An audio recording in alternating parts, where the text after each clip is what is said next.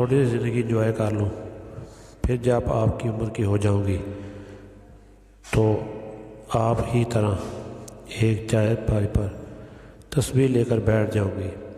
اس نے جلدی جلدی اپنا موبائل فون اٹھایا اور کانوں میں ہینڈ فون لگا کر خارجی دروازے کی طرف چل پڑی۔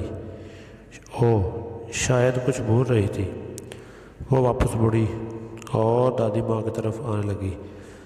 دادی صحن میں ایک چارپائی پر بیٹھی ہاتھ میں تسبیح لیے ذکر میں مصروف تھی۔ دادی ماں، میں کالج جا رہی ہوں۔ اس نے دادی کے پیروں پر ہاتھ رکھ کر دعا لی اور واپس جانے کے لیے مڑی۔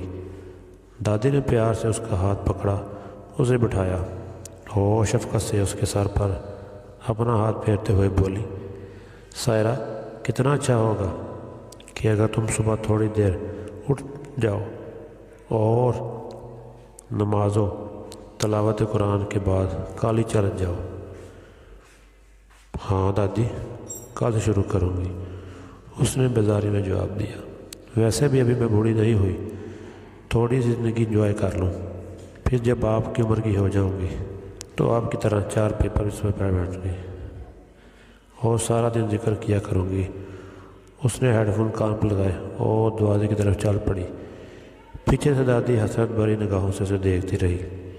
کچھ ہی دیر پہلے شہر کے ہائی وے پر کار اور ٹرک کے درمیان ایک زبردست تصادم ہوا ہے، جس کی وجہ سے کار میں موجود 2 افراد ہلاک ہو گئے ہیں۔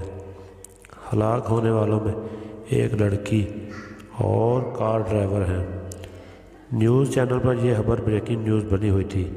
سائرہ کے گھر میں یہ خبر ایٹم بم بن کر گری۔ پورے گھر میں صف ماتم بچھ گئی۔ والدین غم سے نڈال بے اختیار ہوئے رہے تھے۔ بھائیوں کی آنکھیں اپنی اکلوتی بہن کی جدائی میں برس رہی تھی۔ چارپے میں بیٹھی دادی اماں کی آنکھوں سے آنسوں کی لڑی جا رہی تھی۔ ہر طرف دکھ درد کا عالم تھا اور اسی عالم میں ایک بے آواز پیغام سب کو جوڑ رہا تھا۔ بچوں، یاد رکھو، اس دنیا میں آنے کی ترتیب تو ہے لیکن جانے کی کوئی ترتیب نہیں۔ موت اچانک تمہیں لے کر آ گئی اور تمہیں بالکل بھی مہلت نہیں ملے گی، لہذا مرنے سے پہلے اپنے لیے کچھ کر لو۔ آج کسی اور کی باری تھی اور کل تمہاری باری ہوگی۔